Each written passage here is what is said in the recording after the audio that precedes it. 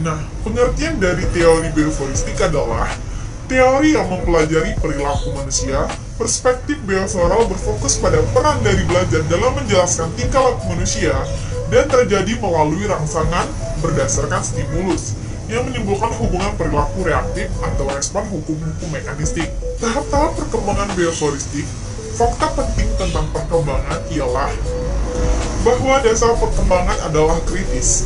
Sikap kebiasaan dan pola perilaku yang dibentuk selama tahun pertama menentukan seberapa jauh individu berhasil menyelesaikan diri dalam kehidupan mereka selanjutnya.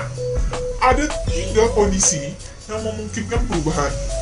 Yang pertama, perubahan dapat terjadi apabila individu memperoleh bantuan atau bimbingan untuk membuat perubahan. Yang kedua, perubahan cenderung terjadi apabila orang-orang yang dihargai memperlakukan individu dengan cara yang baru atau berbeda atau kreatif dan tidak menonton. Dan yang ketiga, apabila ada motivasi kuat dari pihak individu sendiri untuk membuat perubahan. Dengan mengetahui bahwa dasar-dasar permulaan perkembangan cenderung menetap, memungkinkan orang tua untuk meramalkan perkembangan anak di masa yang akan datang.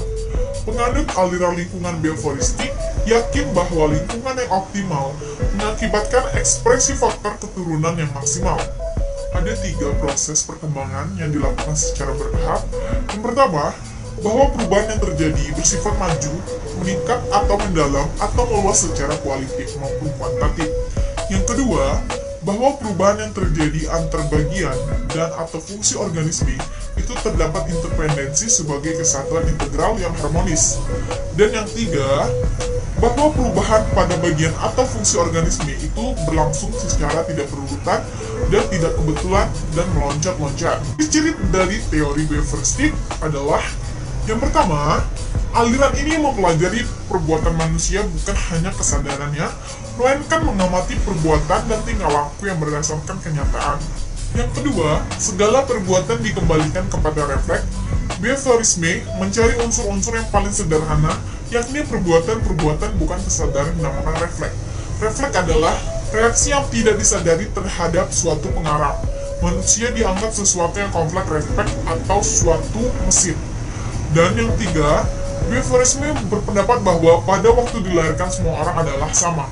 Baiklah, setelah kita membahas tentang aliran behavioristik, kita akan membahas lagi tentang teori dinamika perilaku manusia. Kita simak dalam video berikut ini.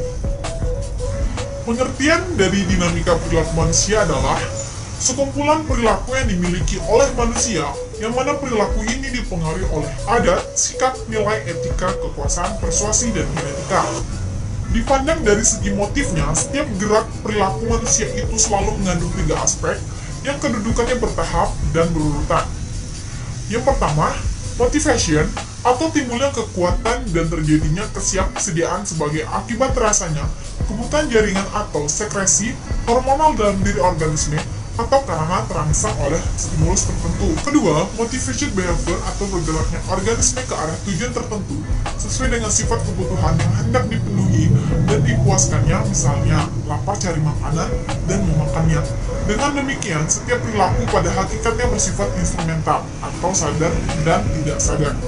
Dan yang tiga, status with condition, dengan berhasilnya dicapai tujuan yang dapat memenuhi kebutuhan yang terasa, maka keseimbangan dalam diri organisme pulih kembali ialah terciptanya homeostasis. Kondisi dengan demikian dihayati sebagai rasa nikmat dan puas atau lega. Namun di dalam kenyataannya tidak selamanya kondisi pada tahap ketiga itu demikian. Bahkan mungkin sebaliknya, ialah terjadinya ketegangan yang memuncak kalau estetiknya tidak tercapai sehingga individu merasa kecewa.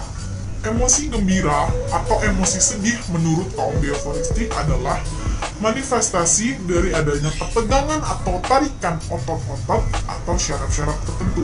Aliran ini disebut pula sebagai psikologi SR atau stimulus respon, karena menurut penganut aliran ini perilaku selalu dimulai dengan adanya rangsangan atau stimulus yang diikuti oleh suatu reaksi atau respon terhadap rangsangan itu. Perspektif behavioristik, salah satu cabang perseptif ini adalah analisis stimulus respon. SR mempelajari stimuli yang relevan di lingkungan respon yang ditimbulkan stimuli tersebut. dan hadiah atau hukuman yang terjadi setelah respon tersebut. Stimulus yang dimaksud adalah segala sesuatu yang merangsang organisme berperilaku atau melakukan proses mental. Respon adalah perilaku atau proses mental yang ditunjukkan oleh organisme. Mekanisme perilaku menurut perspektif ini adalah sebagai berikut. Nah, SR pada mekanisme ini, ketika stimulus atau rangsangan untuk berperilaku datang, maka organisme langsung berperilaku sebagai respon atau jawaban terhadap stimulus tersebut. Para ahli psikolog berpendapat bahwa mekanisme perilaku ini termasuk mekanisme perilaku tidak sadar. Misalnya, pada saat seorang yang sedang melamun dicubit dari belakang, ia langsung berteriak sembari berkata "au" atau "aduh" dan perilaku lainnya. OR pada mekanisme ini perilaku terjadi pada saat stimulus datang kemudian diterima oleh organisme dan organisme pun memberi respon atas stimulus tersebut. Artinya, pada mekanisme ini stimulus tidak otomatis direspon langsung oleh organisme, mungkin dirasakan dulu lalu diproses dalam otak dan kemudian baru muncullah suatu respon atau tanggapan atas stimulus tersebut. Para ahli hampir berkesimpulan bahwa perilaku ini termasuk perilaku sadar. SORWER. Pada mekanisme ini, stimulus diterima langsung oleh organisme melalui responden yang diteruskan ke word untuk diproses yang selanjutnya dimunculkan oleh efektor dalam bentuk perilaku atau respon. Pada dinamika ini yang dimaksud reseptor adalah panca indera, word adalah proses kognitif termasuk perseptual, dan efektor adalah fasilitas atau perlengkapan pemunculan respon. Para ahli sepakat bahwa model perilaku inilah yang disebut dengan